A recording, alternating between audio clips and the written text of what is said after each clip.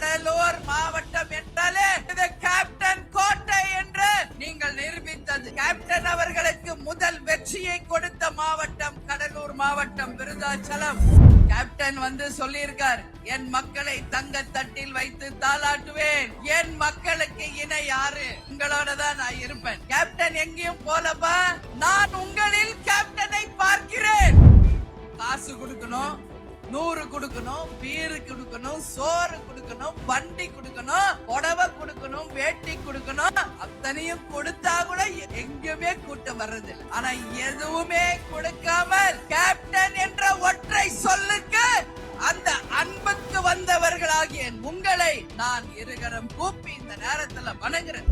தரக்குறைவா பேசுறது அது எந்த கொம்பனா இருந்தாலும் சரி, எங்க நாங்க பேச தேவையில்லை, எங்க தொண்டர்கள் போதும் உங்களுக்கு பதிலடி கொடுத்து உங்களை தவிடுபொடி ஆக்குவார்கள். யார்கிட்ட பேசுவேன்? எங்க மாவட்ட செயலாளர்கிட்ட பேசுவேன், எங்க நிர்வாகிகள் கிட்ட பேசுவேன், கடைகோடியில் இருக்கும் எங்கள் தொண்டர்கள் கிட்ட பேசுவேன். நம்ம யாரோட கூட்டணி வைக்கணும், நம்ம யாரோட கூட்டணி வைக்கணும்னு உங்க கிட்ட பேச. நீங்க யார் விரல் காட்டுறீங்களோ அவங்களோட தான் கூட்டணி என்பதை இந்த நேரத்தில் உறுதியாக சொல்ல நான் கடமைப்பட்டுகிறேன். என்ன கொள்கை என்ன கொள்கைன்னு எல்லாம் கேட்கிறவங்களுக்கு பதில் என் தொண்டர்கள் நீங்க சொல்லுங்க. இனிமேல் தேமுதிகவுக்கு வெற்றி ஒன்றுதான் கொள்கை. தேமுதிகவை வச்சு நீங்க பயன்படுத்திக்குவீங்க, தேமுதிகவை வச்சு நீங்க ஜெயிச்சுக்குவீங்க. ஆனா தேமுதிகவுக்கு மட்டும் வாய்ப்பு கொடுக்க மாட்டீங்க.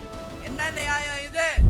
இங்க இந்த மாநாடு ரசிகர் மன்றமாக ஆரம்பிச்சு இன்னைக்கு தேசிய முற்போக்கு திராவிட கழகமாக இருக்கிறது.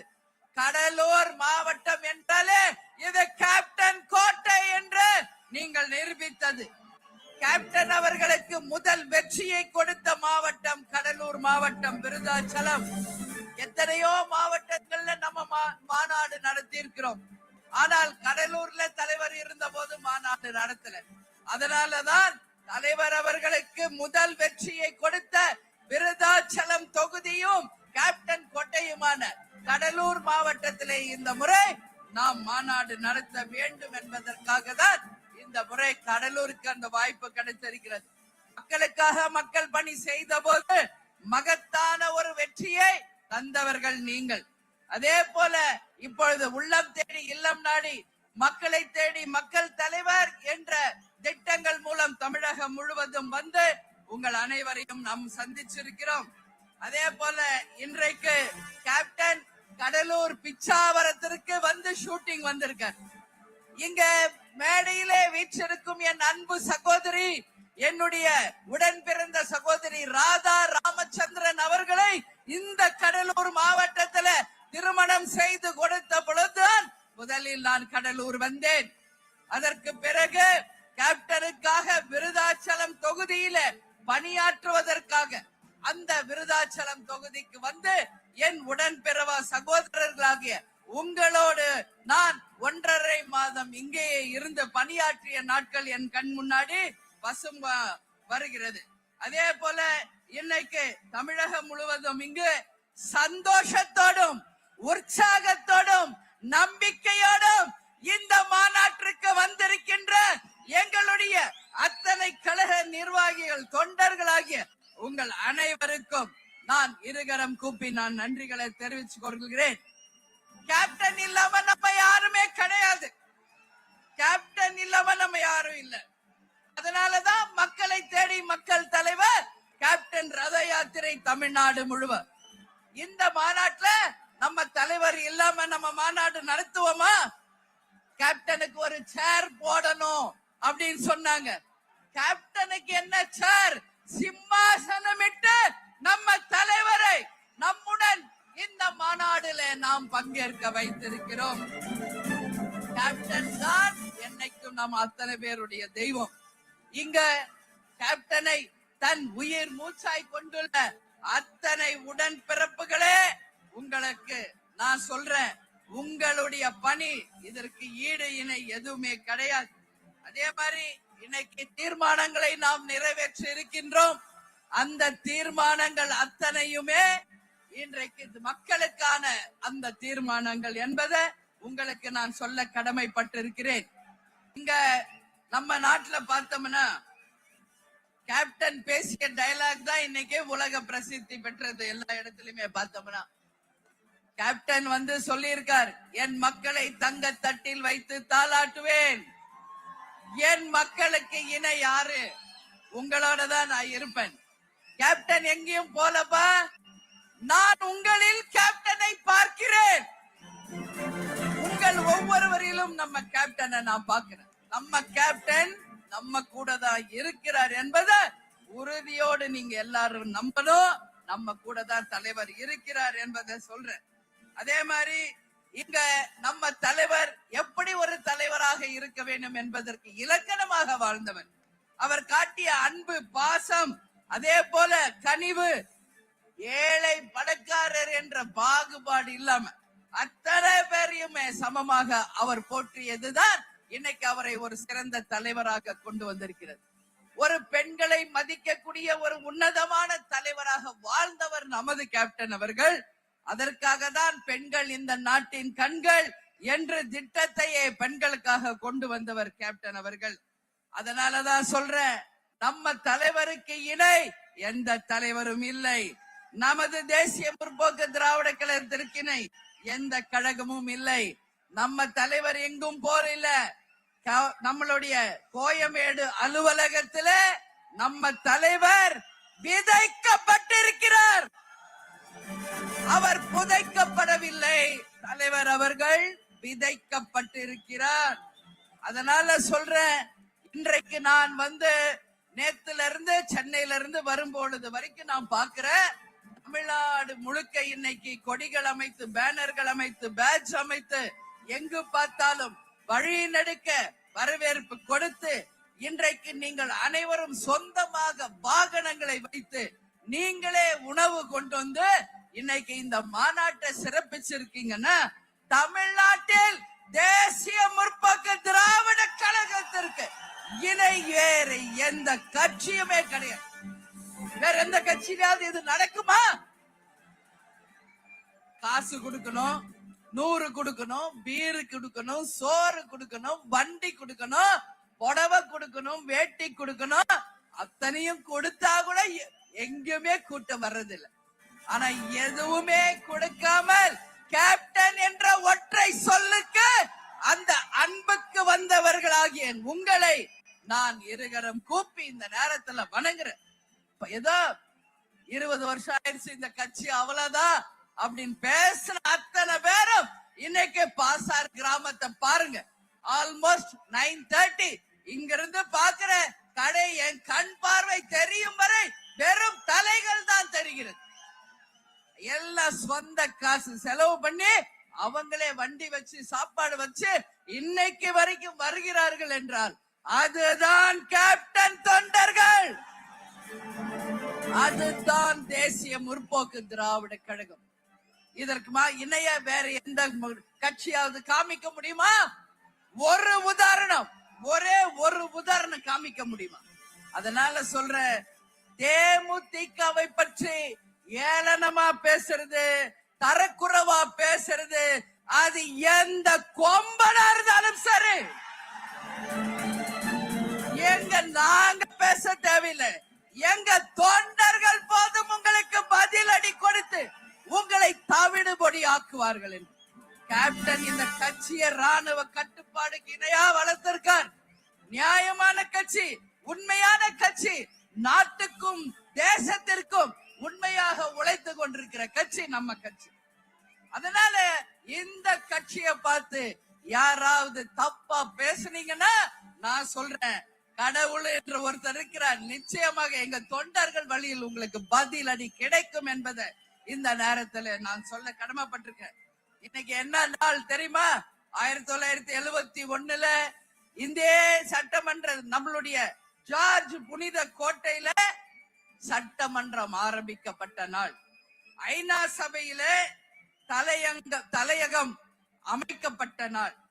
இன்னைக்கு எத்தனையோ வரலாறுகள் இந்த நாள்ல இருக்கிறது. சேலத்தில் நடந்த மக்கள் உரிமை மீட்பு மாநாடு 2.1 அது அங்க நடந்தது. அதே நாள்ல இன்னைக்கு மக்கள் உரிமை மீட்பு மாநாடு 2.0 இன்னைக்கு கடலூர் பாசார் கிராமத்துல நடக்கும். இந்த மாநாடு அத்தனை மக்களின் உரிமைகளை மீட்டெடுத்து தமிழ்நாட்டில் தன்னிகர் இல்லாத ஒரு கட்சியாக நிச்சயமாக நிலைத்து நிற்கும் என்பதை இந்த நல்ல நாள்ல நான் சொல்ல கடமைப்பட்டிருக்கிறேன். தேர்தல் வந்தால் எவ்வளவு சீட்டு எவ்வளவு பேரங்கிறீங்களே, என்ன பேரம்? நான் ஒரு விஷயம் சொல்றேன், நான் பேசுவேன். யார்கிட்ட பேசுவேன்?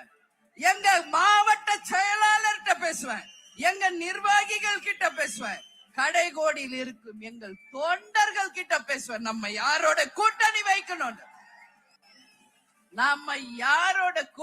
வைக்கணும், உங்க கிட்ட பேசுவேன்.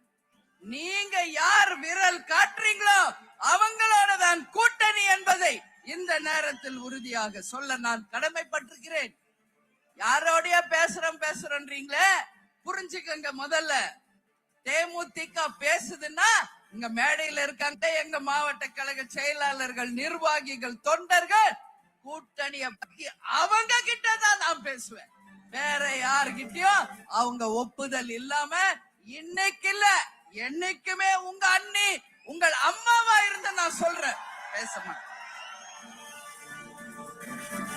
அன்னைக்கு கூட தலைமை கழகத்துல மாவட்ட கழக செயலாளர்கள் அனைவரையும் அழைச்சு அந்தந்த மாவட்டத்திலே கலந்தாலோசனை செய்து உங்கள் மனதிலே இருக்குவதை, உங்களுடைய எண்ணம் என்ன என்பதை அந்த மாவட்டத்தின் பிரதிநிதிகளாக, அந்த மாவட்டத்தின் தலைமையாக மாவட்ட கழக செயலாளர்களிடம் இந்த முறை நாம் யாருடன் கூட்டணி அமைக்க வேண்டும் என்று அவர்களிடமே கொடுத்து அவர்கள் எழுதி கொடுத்தது இன்றைக்கு வரைக்கும் என்னை தவிர ஒரு ஆள் கூட தலைமை கழகத்தில் அதை பார்க்க.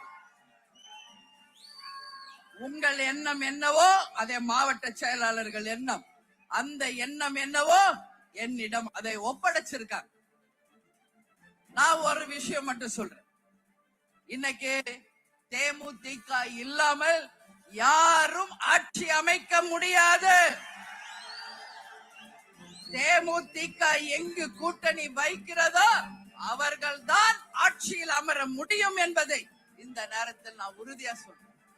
ஏன் சொல்றேன்? இது ஜாதி, மதம், இனம், மொழிகளுக்கு அப்பாற்பட்ட ஒரு கட்சி, மக்களை நேசிக்கின்ற ஒரு கட்சி. இங்க முன்னாடி வச்சிருக்கமே சாதாரணமா இந்து கோவில், இஸ்லாமுடைய கோவில், அதே போல சர்ச், இது எங்க நடக்கும்? தலைவர் சொல்வார், நாம் இவ்வளவு பேர் இருக்கமே, நாம் விடுகின்ற மூச்சு காற்றுல ஜாதி இருக்கா, மதம் இருக்கா, நமக்குள்ள ஏதாவது பாகுபாடு இருக்கா என்று தலைவர் அவர்கள் சொல்வார். அதேதான் உங்க அன்னையினுடைய எண்ணம். நமக்குள்ள எந்த பாகுபாடுமே கிடையாது. ஏழை பணக்காரர் என்கின்ற பாகுபாடு கிடையாது. அனைவருக்கும் சமமாக உணவு, அனைவரையும் சமமாக அன்பாக நேசிக்கின்ற அந்த கொள்கைகளை தான் தலைவர் நமக்கு சொல்லி கொடுத்துட்டு போயிருக்காரு. அதுவே நம்மளுடைய இறுதி கொள்கை என்பதை உங்ககிட்ட சொல்றேன். என்ன கொள்கை எல்லாம் கேட்கிறவங்களுக்கு பதில் ஏன் தொண்டர்கள் நீங்க சொல்லுங்க. இனிமேல் தேமுதிகவுக்கு வெற்றி ஒன்றுதான் கொள்கை, வெற்றி ஒன்றுதான் கொள்கை என்பதை போய் சொல்லுங்க. தேமுதிகவை வச்சு நீங்க பயன்படுத்திக்குவீங்க, தேமுதிகவை வச்சு நீங்க ஜெயிச்சுக்குவீங்க. ஆனா தேமுதிகவுக்கு மட்டும் வாய்ப்பு கொடுக்க மாட்டீங்க. என்ன நியாயம் இது? இன்னைக்கு களத்துல தேமுதிக வெற்றி வீரர்களை தவிர களத்துல இன்னைக்கு யாராவது உங்க கட்சியில உழைக்கிறாங்களா? அந்த தலைவர் நமக்கு சொல்லி கொடுத்தது போல அந்த கூட்டணி தர்மத்தை மதித்து கள வீரர்களாக, இளைஞர்களாக மக்களுக்காக தலைமை எடுக்கும் முடிவுக்கு கட்டுப்பட்டு எதையும் எதிர்பாராமல், எந்த ஆசாபாசங்களுக்கும் அடிபணியாமல், அந்த நேர்மையோடு உண்மையோடு உழைக்கின்ற ஒரே கள வீரர்கள் தேசிய முற்போக்கு திராவிட கழகத்தை சேர்ந்த எங்களுடைய வீரர்கள். இது யாராவது மறுக்க முடியுமா? சொல்லுங்க. காசு கொடுத்தாதான் உங்க ஆளுங்கெல்லாம் களத்துக்கு வருவாங்க. காசு இல்ல, கேப்டனும் அந்நியாரும் ஒரு முடிவு எடுத்து அறிவிச்சா போதும் கள வீரர்களாக அந்த களத்துல இறங்கி பணியாற்றுகின்ற வெற்றி வீரர்களாக இன்னைக்கு தேமுதிக தொண்டர்கள் தான் இருக்காங்க. அதனால சொல்றேன், இது வெற்றி பெற்ற கூட்டணி அமைத்த கட்சிகளுக்கு தெரியும். உண்மையிலே நாங்கெல்லாம் இன்னைக்கு ஜெயிச்சிருக்கோம்னா அதற்கு காரணம் தேமுதிக என்று அத்தனை பேர் வந்து சொல்றாங்க. இங்க மேடையில வீச்சு இருக்காங்களே எங்க மாவட்ட செயலாளர்கள், இவங்க எல்லாம் யார் மாவட்ட செயலாளர்களா? ஒரு அமைச்சருக்கு இருக்க வேண்டிய தகுதி படைத்த ஒரு மாவட்ட கழக செயலாளர்கள். எல்லாரும் எக்ஸ் எம்எல்ஏவாக இருந்தவர்கள். இன்னைக்கும் அந்த பதவி கொடுத்தால் மிக திறமையாக யாருமே இதுவரைக்கும் செயல் ஆற்ற முடியாத அளவு ஒரு சிறந்த உதாரணங்களாக நிச்சயமாக நம்மளுடைய மாவட்ட கழக செயலாளர்கள் இருப்பாங்க. அதுல எந்த மாற்று கருத்துமே இல்ல.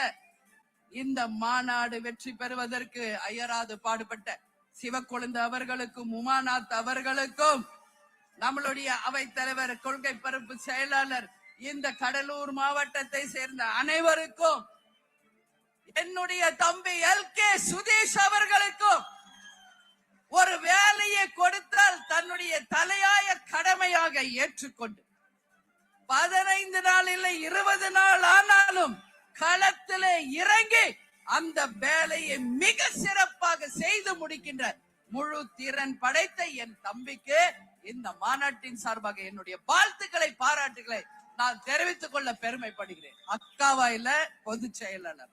அதேதான் இன்னைக்கு தமிழ்நாடு முழுக்க எத்தனையோ மாநாடுகள் நடத்தி இருக்கோம். நாம மதுரையில நடத்தி இருக்கிறோம், சென்னையில நடத்தி இருக்கிறோம், திருச்சியில நடத்தி இருக்கிறோம், செங்கல்பட்டுல, காஞ்சிபுரத்துல, விழுப்புரத்துல அத்தனை மாவட்ட கழக செயலாளர்களும் ஒரு மாநாடு எப்படி இருக்கணும் என்பதற்கு இலக்கணமாக அந்த மாநாடுகளை வெற்றி மாநாடுகளாக மாற்றிய சரித்திரத்தை உரியவர்கள் தான் எங்கள் மாவட்ட கழக செயலாளர்.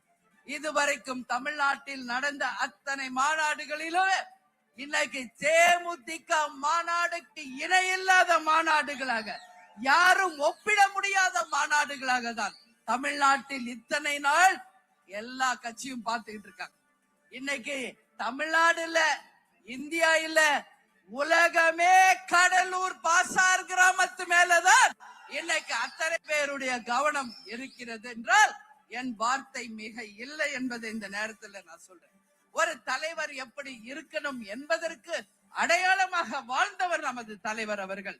தர்மத்தின் பக்கமும் மனிதநேயத்தின் பக்கமும் தைரியத்தின் பக்கமும் எதற்கும் அஞ்சாத துணிந்த நெஞ்சை கொண்ட வீரராக நம்ம கேப்டன் வாழ்ந்திருக்கிறார். அதனால சொல்ற தலைவர் எங்கும் போல நம்ம தலைவர் இன்னும் 100 இல்ல 1000 வருஷம் இந்த பிரபஞ்சம் இருக்கும் வரை ஒரு தெய்வமாக நிச்சயம் நம்முடன் இருந்து வழி நடத்துவார் என்பதில் எந்த மாற்று கருத்தும் இல்லை. அதனால குரு பூஜை என்ன, இன்னும் என்ன பூஜையோ நாங்க செய்வோம். அத பத்தி கேட்க இங்க யாருக்கு எந்த தகுதியும் இல்லை என்பதை உறுதியாக நான் சொல்ல கடமைப்பட்டிருக்கேன். இன்னைக்கு தினந்தோறும் நம்மளுடைய ஆபீஸ்ல உணவு அளிக்கிறோம். ஏன்? தலைவருடைய விருப்பம். தன்னை தேடி வந்தவர்கள் யாரும் பசியோடு செல்ல கூடாது என்பதை நமக்கு சொல்லி கொடுத்தவர்.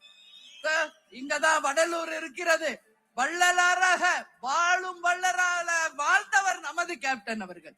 அதனால பசித்தவர்கள் நம்மளை தேடி வந்தவங்களுக்கு உணவளிக்கிறோம். நம்மால் முடிஞ்ச உதவிகளை செய்ய வேண்டும் என்று சொன்னவர் நமது தலைவர் அவர்கள். அதனால கேப்டனுக்கு இணை கேப்டன் மட்டுமே என்பது இந்த நேரத்தில் உங்ககிட்ட சொல்றேன். ஒரு தலைவர் என்பவர் அடுத்த தேர்தலை நோக்கி இருப்பவர் அல்ல, அடுத்த தலைமுறையை சிறந்த வழியிலே யார் ஒருவர் வழி நடத்துகிறாரோ அவரே சிறந்த தலைவர். அது போல ஒரு உதாரணமாக ஒரு சிறந்த தலைவராக வாழ்ந்தவர் நமது கேப்டன் அவர்கள். இன்னைக்கு என்னென்னலாம் நாட்டுல பிரச்சனை என்பதை தீர்மானத்துல நம்ம சொல்லிட்டோம். அதுக்கு அத்தனைக்கும் முற்றுப்புள்ளி வைக்கணும். ஏன்னா உங்களுக்கு தெரியும், உங்க அண்ணி 1 மணி நேரம் இல்ல 2 மணி நேரம் கூட பேசுவேன். ஆனா காலம் கருதி நீங்க எல்லாரும் பத்திரமா வீட்டுக்கு போகணும்ன்றதுனால சொல்றேன், உங்க எல்லாருடைய பதில், நீங்க எல்லாரும் இங்க எதிர்பார்க்கிறது ஒரே ஒரு விஷயம்.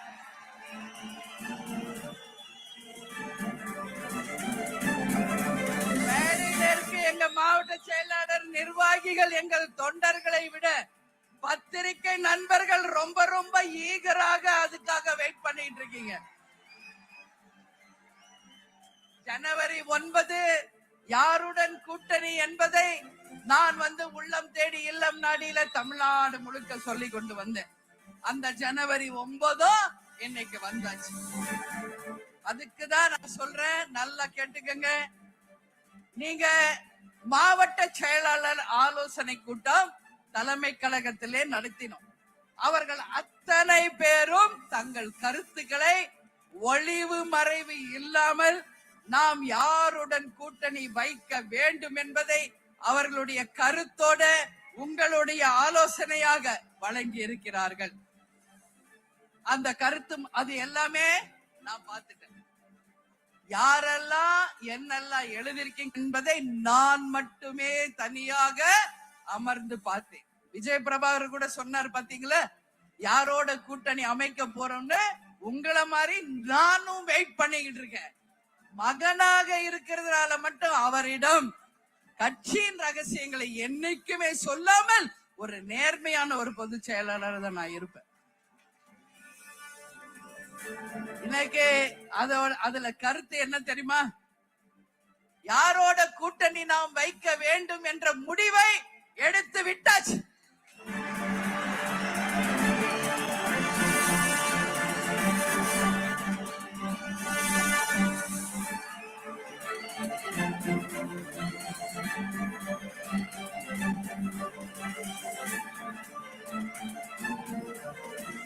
ஆனால் அதை இந்த மாநாட்டில் அறிவிக்க வேண்டுமா என்பதுதான் கேள்வி. அது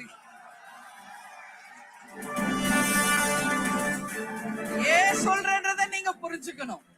நான் ஏன் அதை சொல்றேன்றதை நீங்க புரிஞ்சுக்கணும். நம்ம மாவட்ட கழக செயலாளர்கள் அவங்க கருத்து என்று ஒரு காலம் நம்ம கொடுத்திருந்தோம்.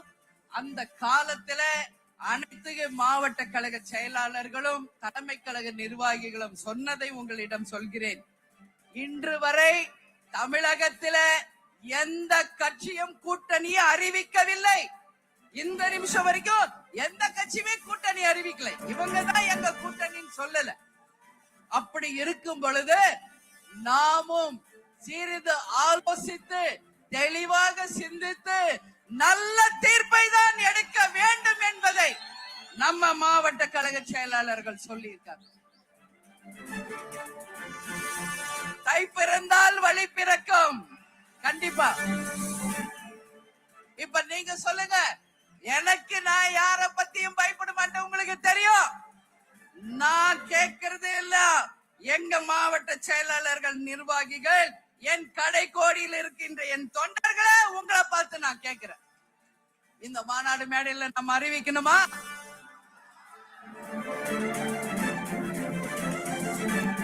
அறிவிக்கணுமா? அறிவிக்கணுமா?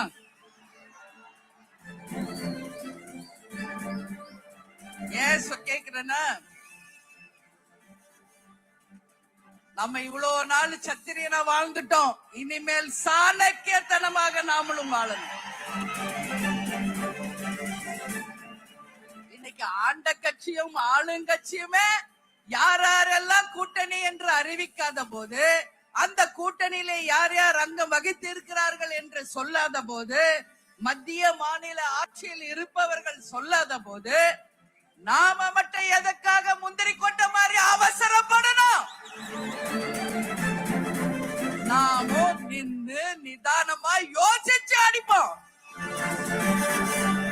ஆனா தேமுதிக சாதாரண கட்சி இல்லை. மீண்டும் சொல்கிறேன், நமக்கென்று ஒரு கௌரவம் உண்டு, நமக்கென்று ஒரு மரியாதை உண்டு, நமக்கென்று ஒரு கண்ணியம் உண்டு. அதையெல்லாம் யார் மதிக்கிறார்களோ அவர்களோட தான், என் தொண்டர்களை யார் மதிக்கிறார்களோ அவங்க கூட தான் கூட்டணி. என்ன தலைவர் சொல்வார், நான் தலை குனிவனே ஒளி என் தொண்டனை தலை குனிய வைக்க மாட்டேன் என்று. அதேதான் உங்க அண்ணியாரும் நான் சொல்றேன்.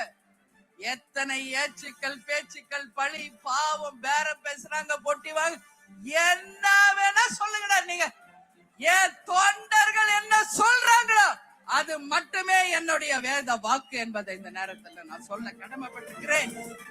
எனவே நாமும் தெளிவாக சிந்திச்சு டைம் எடுத்து இவ்வளவு நாள் வெயிட் பண்ணிட்டோம்.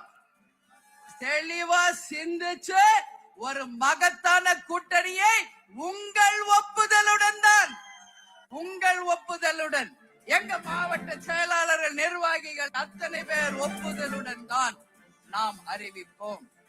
ஆனா நாம் யாருடன் கூட்டணி வைக்கிறோமோ அவங்க தான் ஆட்சி அமைப்பாங்க. அவங்க தான் நிச்சயம் நம்மளுடைய கூட்டணியில இருப்பவங்க தான் ஆட்சி அமைப்பாங்க. அது மட்டும் புரிஞ்சுக்க. அதனால கொஞ்ச நாள் வெயிட் பண்ணுவோம். தை பிறந்தால் வழி பிறக்கும். அதனால நல்ல வழி நம்ம கேப்டன் நமக்கு காமிப்பார். அதனால உங்க எல்லாருக்குமே அண்ணி என்ன சொல்ல போறாங்க என்ற ஆவலோடு வந்த உங்கள் அனைவருக்கும் என்னுடைய உரை திருப்தியா இருக்கா?